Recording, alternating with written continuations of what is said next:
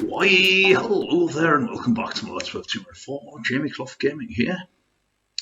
Welcome you to part 26. And part 26 is Cleopatra's PALCES, the final level of Alexandria. So, I'll put the video on. And yes, got the lower line on. We've completely finished Pharaoh's Temple of Isis, which is a very beautiful looking level. And similarly, Cleopatra's PALCES is a really beautiful level. Yeah. I don't get the cutscene when you first go on Cleopatra's PALCES, because if you remember, we've been in there to do our original mission, which was to get the final Black Beetle. Or the first Black Beetle, depends what order you do it in really.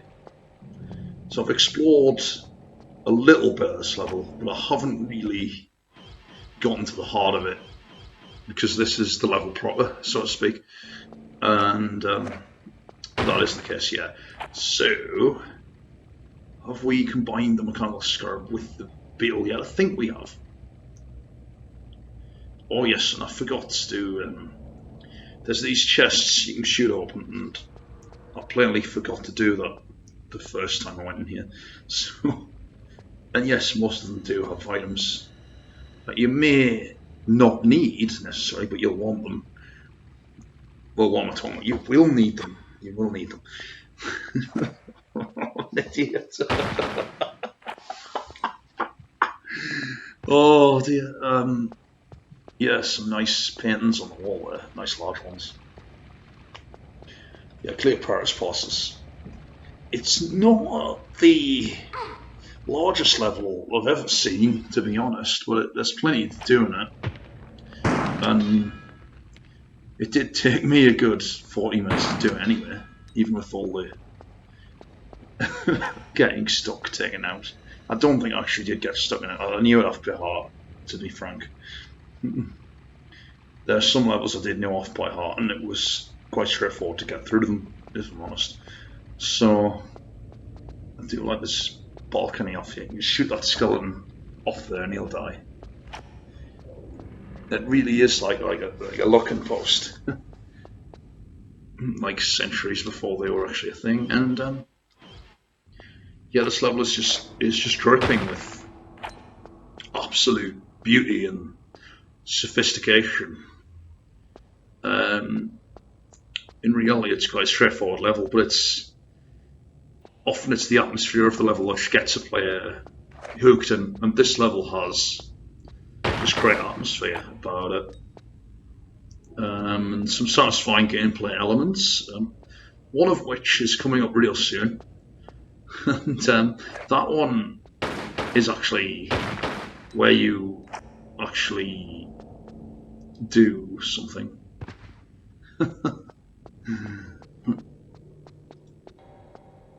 And yeah, that mission in the Italian job, oh my god, that was 4 years ago, but fucking hell. Some of the missions in that are really, really, really bad. And I got really fed up and furious with that, and I left it all on. I thought it sounded really bad, but when I listened back to it, it's quite tame, you know. So I don't really regret leaving it on. Could have had several plots less without all the gaffes in it. But, I wasn't really into editing back then, so I didn't edit a lot of stuff out. Also, I had live commentary. I didn't have the game sound. I'd record off the telly sound. I remember those days. That Let's Play actually got a few views, and that'll be because hardly anyone still has even heard of that game before, let alone do a Let's Play of it. Most people won't actually be aware that game has ever existed. It was a flop, I think, is what I'm trying to say. It was just a tie-in because there was a movie, a remake of the original, that came out a few years later. I've seen that, but that movie is absolutely atrocious. Because it repaints the characters that were originally British, or to be American, and oh my god, the level of cheese.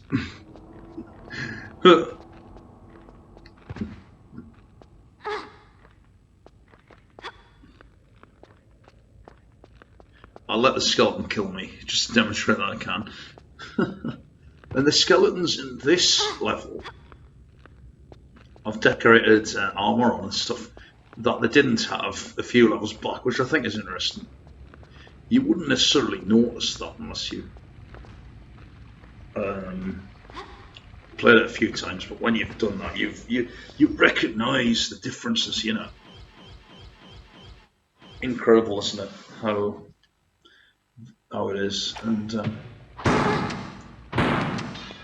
yeah. So Cleopatra's Palaces is, you know, one of the most memorable levels. You never really forget Cleopatra's Palaces. It's quite a small palace for a palace, but it really is action-packed. Really, the challenge from it comes at the very end of it. I won't reveal exactly what happens before the event, but unfortunately that's when the atmosphere sort of goes into this weird soundtrack. And that soundtrack is foreshadowing for Cairo. And oh my god, it's not the best soundtrack in the world, I'll admit. But it is very creepy as well, and I suppose it fits. The soundtrack you have through most of the level is the one I prefer, obviously. So,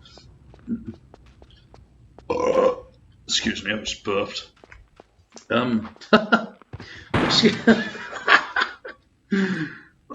Excuse me, I've just burped. Oh, I love these giant plants you get. There's so much detail on this level. This level's dripping with several different decals of great detail, and they're just fantastic the way you can just encounter that when you play it. But oh, that was a lot of hodgepodge, but I don't give a fuck. And they can shield themselves from your bullets, but obviously it's not effective because I do pop them into the water quite quickly. So you have a choice where to go. You actually have to use your brain in this level, actually. No.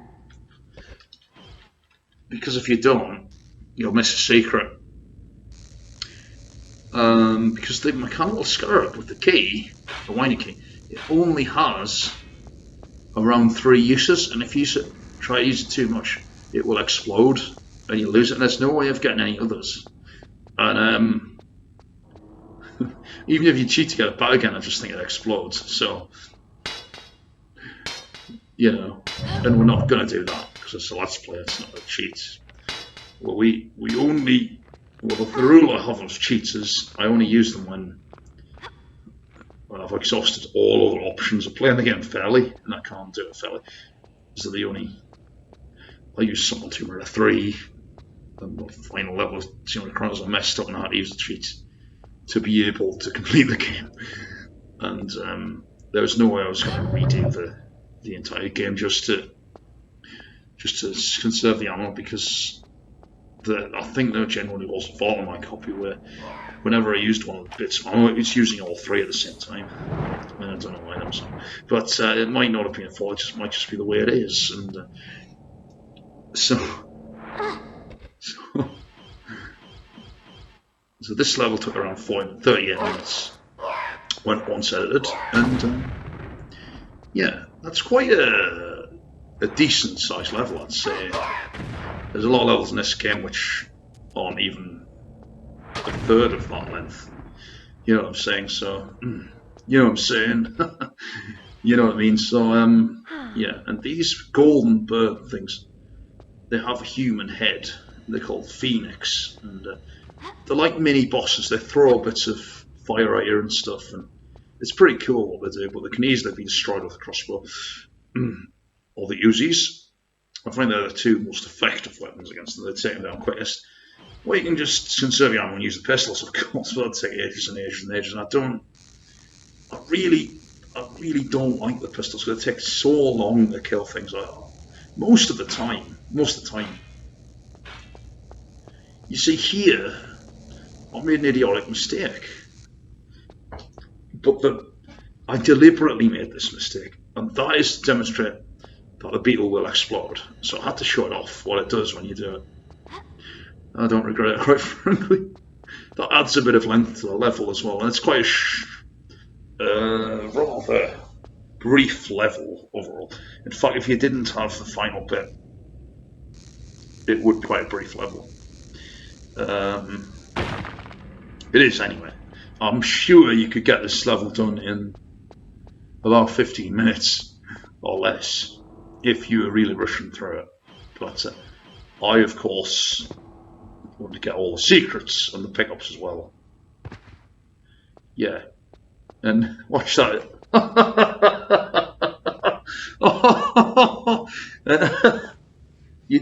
Yeah, that was a secret, and because I've done that, I can't get the secret unless I reload the game. So naturally, I had to reload the game because I'm going for all of the secrets in the game. So yeah, a bit of a shame there because I had actually done it right. I went the right way and everything. I just went the wrong way as well. Now, if you go the right way, you don't go the wrong way as well, and vice versa. Because if you do, you'll exhaust the beetle before you get the secret. So, and if you do that, you have to, of course, reload the game and use your beetle a bit more wisely. Of course, the wise thing to do is to listen to Revolver by the Beatles. Oh my god. Seriously, that was one of the greatest albums of all time. Even if you're not a Beatles fan, that album's good. And there's some really good songs on it. Some people might say Sgt. Pepper's Lonely Hearts Club Band was better. That was the final album. But I prefer Revolver to all the others. Not that I've actually listened to every song they've made or anything. I'm not that much of a fan of this, but there we go. And I've tried to get... You can actually jump over the spike trap, but she'll die. So yeah, you have to go back and use it more wisely. And of course, this is what I do. I could have saved some time if I'd used it wisely to start with. The level may have been a bit shorter. But since the level is quite short anyway, I thought I'd demonstrate all the possibilities.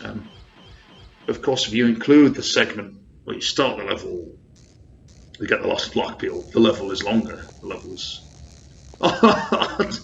No, what the... Oh my god. Oh, I've left annotations on and stuff. Oh, and they are funny. I'll laugh my head off a bit too much of that one. Let's try again. It really does require a strategy.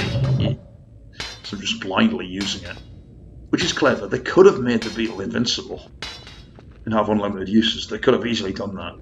And that would have allowed you to explore both the shortened area and the longer one without having to compromise the secret at all. They probably should have done that, to be honest. I would have preferred that, but actually I prefer this because you actually have to put effort in how you play it. If you're not bothered about the secrets, you won't give a flying monkeys, and you can complete the level either way. It's just if you're bothered about the secrets, you'll want, of course, to go back and get a secret and do it the proper way. So, and of course, in this game, there's no reward in getting all the secrets other than the satisfaction of doing it. There is no the bonus level you get. You can download. And you don't need all the secrets to get it, therefore. So, I recommend downloading the Time Exclusive. It's a short level, incomplete in many ways, but it's a brilliant level. It's full of atmosphere, and a few of the mysteries on the starting screen of this game are answered because some of that is that level, and not all of them, mind you. Not all of them are that level. And I discovered that a lot of them are just probably bits of the demo disc actually, but I never had the demo disc for 204, so I can't really confirm that, but look at all those skeletons down there. Actually, Outcast suits this game just fine. It's got that funk, you know. They mix funk, soul, hip-hop and all sorts of, even rock and roll as well. Yeah. I even like the hits, which were more popular and, of course, more mainstream, but definitely not quite as good as some of the obscure tracks. But the obscure ones that didn't really sing us for that. Not many people actually know exist unless you have the albums. Look at the skeleton, they follow me around here, even though they can't get me because I'm too high. They can match a lot of Lara's abilities. They can't jump as high as she can, obviously. And they can't go hooper like she can, but they can certainly leap a long way. Just like the back of the box of Tomb Raider says, enemies can match her agility. It's up to a point, and the ninjas can do forward flips, which Lara can't necessarily do, but she can backflip and stuff and side flip. She can't do forward flips. They can do forward flips. That's the one thing they can do that Lara can't, frankly. But yeah. And yes, the objective of Cleopatra's PALCES is to collect the remaining Armour of Horus. Lara carries these with her all the way to the final level, and that's when you need to use them. But there's a twist when you do, as you don't have the desired effect. Instead of getting Horus to seal Set, you actually manage to awaken Set himself. He would already previously possessed Werner von Croy. But when you do this, of course, von Croy is no longer possessed of Set. So the next time you encounter von Croy after sealing Set up, his intentions are good again, and he tries to rescue Lara. So, go figure. He's no longer as evil as he was previously, but because von Croy is actually, on the whole, a good character. It's just that he gets into a rivalry with Lara Croft, which eventually turns nasty and unhealthy and all the rest of it, like all good rivals do. And he gets possessed of Set, and he has red eyes and stuff, which is pretty cool. They were waiting for me to emerge, as it were. This area down here is not a secret, it's just a pickup. You unlock it at the very start of the level, actually. It's just some crossbow ammo, which you'll need. You get plenty of crossbow ammo, I find, if you conserve it. And the only ammo I find useful is the explosive ammo. Poison ammo and the ordinary ammo can kill enemies that just take a lot longer to do so I rarely, if ever, do a bother using it, but in fact you're probably better off using the ordinary pistols than the ordinary crossbow ammo. But the explosive ammo makes the crossbow one of the most effective weapons in Tomb Raider history. It replaces the rocket launcher that way. However, I maintain that I still believe the rocket launcher to be the coolest weapon in Tomb Raider history, and unfortunately it's only in Tomb Raider 3, so but the grenade launcher is quite cool, and it's still in Tomb Raider 4, so. And with the grenade gun in Tomb Raider 4, for the first time you got 3 different types of ammo. Ordinary ammo, flash ammo which blinds your enemies temporarily, and super ammo which you fire one grenade and there's about 5 different grenades come out, and that's pretty good. So the grenade gun in Tomb Raider 4 is at its best, at its most potent, and I love using it as well, yeah. Probably don't use it often enough, actually. But never mind that. Still got von Croy's glasses. You never need them at all. But it's pretty cool to have them. I thought it would be funny if Lara could actually wear them. I'm sure there'd be a mod somewhere where you'd be able to put the brown glasses on Lara. It would look hilarious. But of course it'd be completely useless. Oh, I know there's mods to have sunglasses on and stuff in some of the levels. I know that much, but like she can do in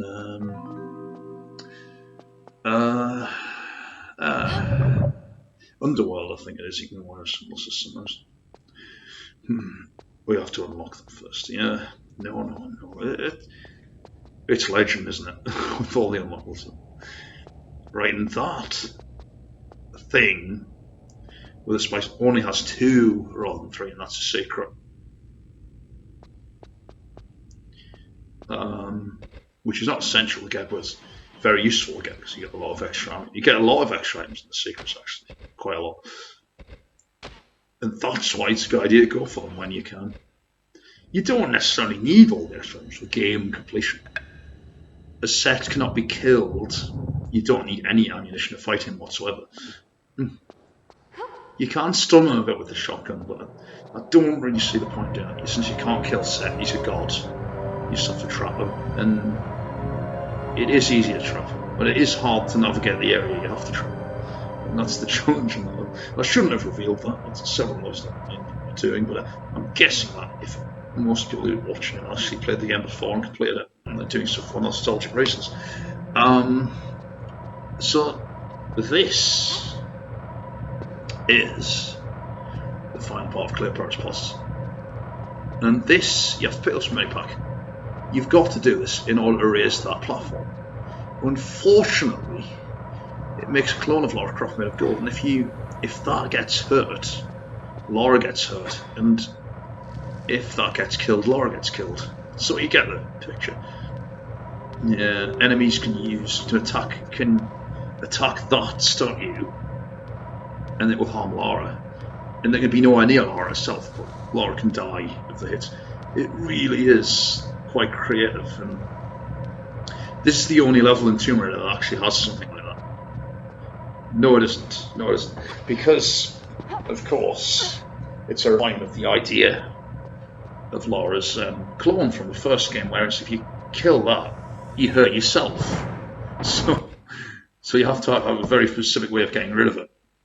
That statue is not harmful for Lara itself, but if you shoot that statue, you'll actually damage yourself, and if the enemy shoots that out, it'll actually damage you. So those phoenixes do cause a lot of trouble in this level.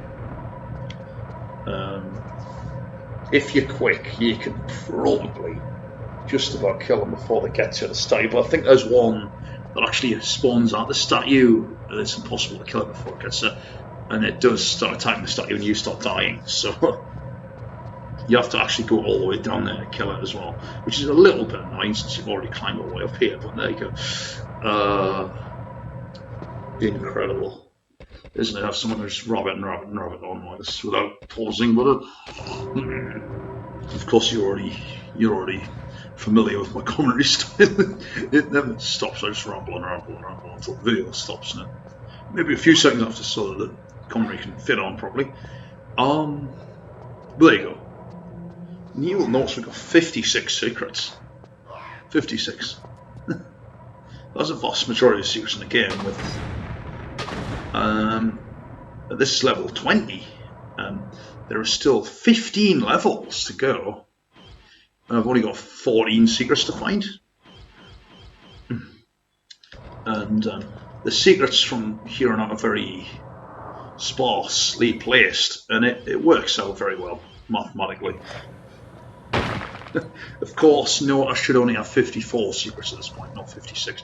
I've got 2 extra secrets, which I shouldn't have. And I've got those at the Desert Railroad level with the train in it. We've got the same secret 3 times somehow. So that's how I've ended up with 2 extra. And I must say that I was aware of getting the same secret several times. In Karnak as well, several of the levels it's possible the same secret over and over again, perhaps an unlimited number of times actually. You could probably end up with about 100 secrets out of 70 by doing that. I didn't deem it necessary to show the feature there. I should have done, I probably just forgot, to be honest, because there's so much to get through. Anyway, I did demonstrate the Desert Railroad, but get the same secret 3 times, and I should do it. So I actually managed to get more secrets than that are in the game, actually, which is pretty cool. The other game I did that was Tomb Raider 3, where I got 60 out of 59. Where only 59 are required to unlock the monster level, I got 60, so I got more than I needed. And that's because there is a level where there's 4 secrets instead of 3, so there's 4 secrets to get, where there should only be 3, and you only have to get 3 to get 59 and unlock the thing. But I had it so that I had 59 out of 59, before the final time secret, so I could have missed that secret if it was too hard to get.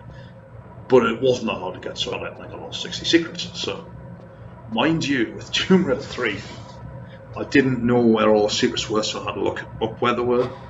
Tomb Raider 3 was sort of blind. It wasn't marketed as such, but it was sort of a blind let's play because I was very familiar with some, I was unfamiliar with others.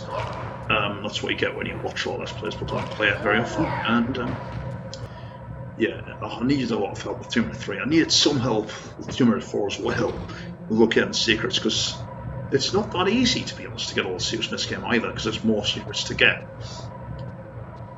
by 11. So, yeah. And I die, because the bird attacks the statue and Lara dies. Crazy, eh?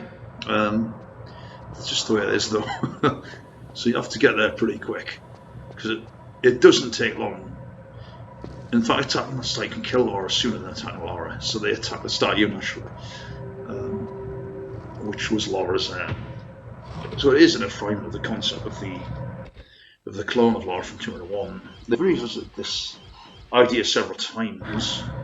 Most recently in Tomb Raider Underworld, where there was a full-on clone of Lara, but she kind of had her own look about her. She wasn't an exact clone, but she was in a lot of ways. Not like a version of Lara, which was a robot with all the flaws removed, personality flaws. I didn't feel anything, I just acted. I have to go all the way to the bottom because I start using it. But then I die because I fall down in the pit. And I don't know why I did a hand signal there. You can't see me doing this. You won't hear the commentary. But yeah, he's attacking the statue, so I have to go right down the bottom where the statue is. Fetch the Uzis out, and then sort these guys out very quickly. And yes, if you shoot the statue, Lara dies, or it takes health off it. You can actually kill yourself by shooting the statue up. I've demonstrated that by, and you see her health goes down, and it's pretty neat. I actually think it's really creative. It's a really good refinement, actually, a refinement for the better of that concept. Because this is the clone of Lara that I can actually believe in, so to speak.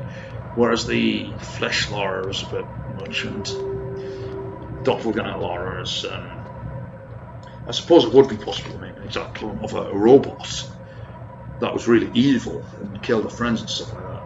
You know, but the plot is a bit of a mess.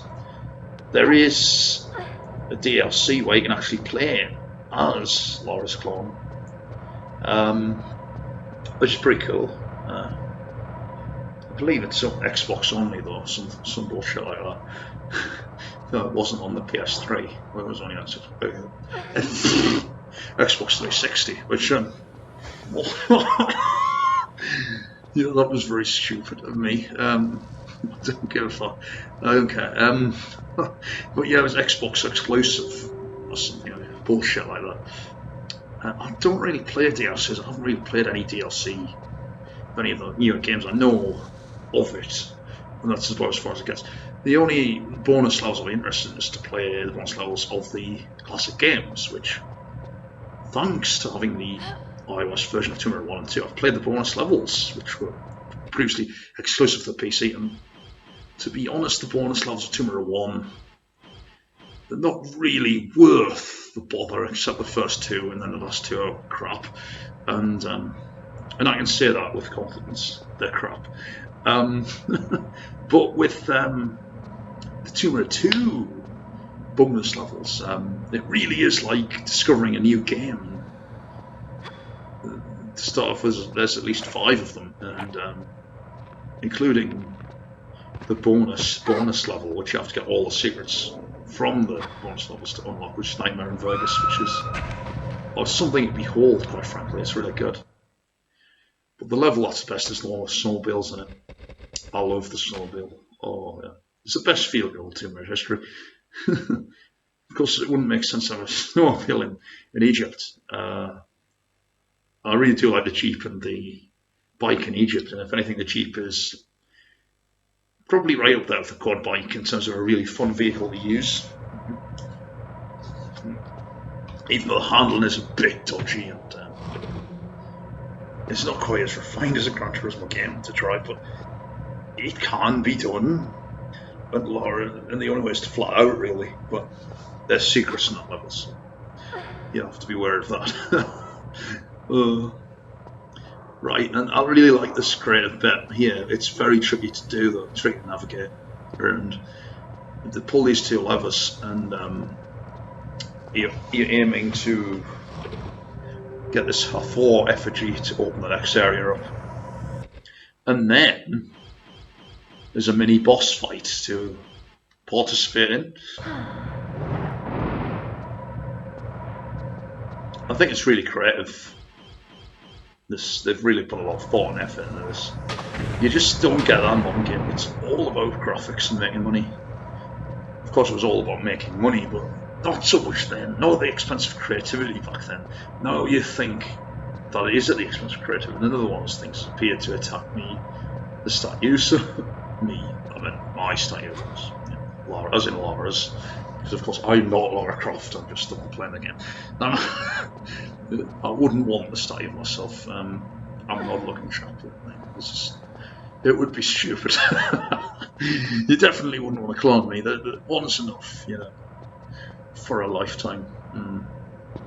But yeah, it's not like I look that bad or anything. I just look a bit strange because I've got these odd features, which are unique to myself, I guess. Yes, so when you've destroyed the phoenixes, it's a lot easier to do this. I guess you can do it without destroying them, but you have to be really quick. Otherwise you'll die, and you have to keep using medipacks, and you don't really want to waste too many medipacks anyway. It's best to kill them, to kill the phoenixes, to be frank. That one at the start of the Temple of Isis, you can probably let that one live, to be frank, but I decided to destroy it anyway, because Lara's good at killing things, and she loves to make things extinct as well, as we saw with the dinosaurs from the first and third game. And the second one, if you choose to go for the secret in the first level. So in the Tomb Raider, if you unlock Nightmare in Vegas, of course, there are dinosaurs in that as well, 2 T-Rexes to fight. But that's only if you unlock it. There's that level, I believe, it's not in real time, it's one of Lara's nightmares. They actually play, so it's pretty cool. It's one of Lara's nightmares about Las Vegas. So you're not really playing that in real time, it's just one of Lara's nightmares, which is pretty cool thing about it. And it's not actually a real experience, it's a nightmare, like kind of like told from her head, sort of. Yeah, and it's pretty good. It can be completed pretty quickly, though, when you know what you're doing. So,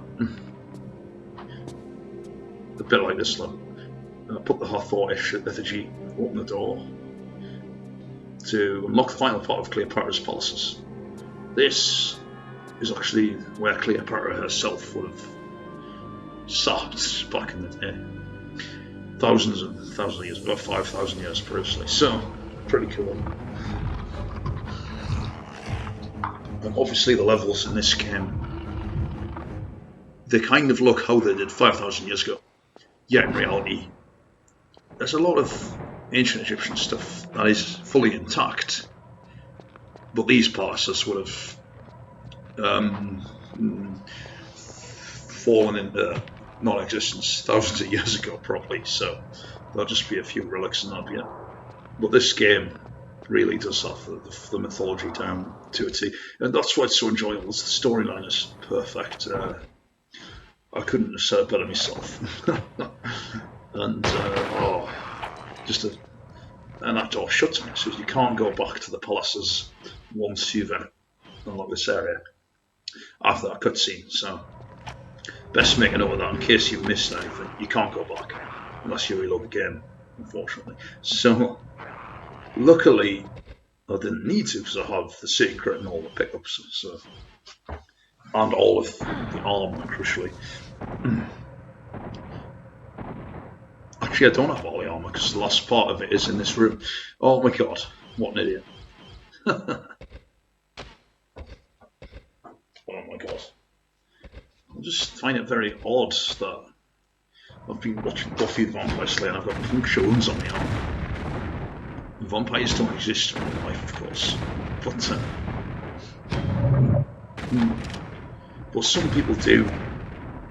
I was reading about the serial killer who was sort of aping vampires. He'd cut his teeth to be like vampires, so I suppose that can be a thing. And he actually thought that he was a vampire. It was really strange.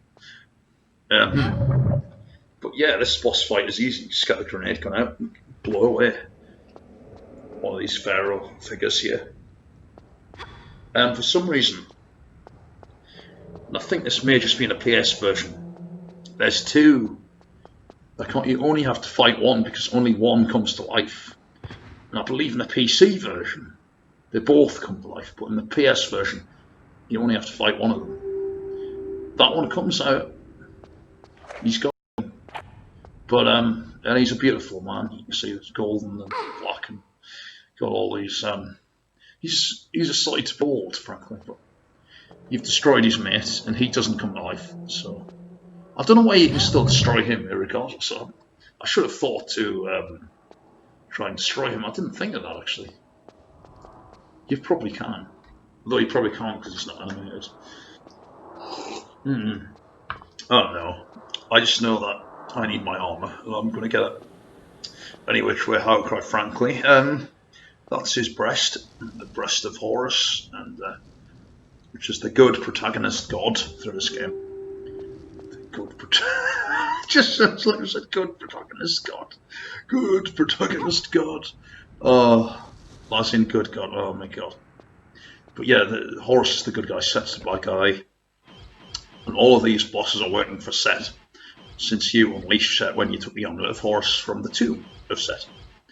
Burial Chambers of the Tomb of Set, rather. But, yeah. It's the same area, really. And I think if this game was remade, it would be the same level, to be honest. It won't ever get remade, of course, unless it gets remastered, like the Spyro and Crash games have been. It's possible, but I won't bank on it.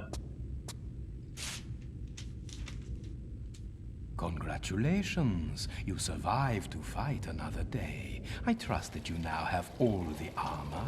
Jean-Yves shall be escorting us to Cairo, not entirely of his own free will, I admit. A simple trade, his life for the armor of Horus. Do not take too long thinking it over. Yours apologetically, Werner.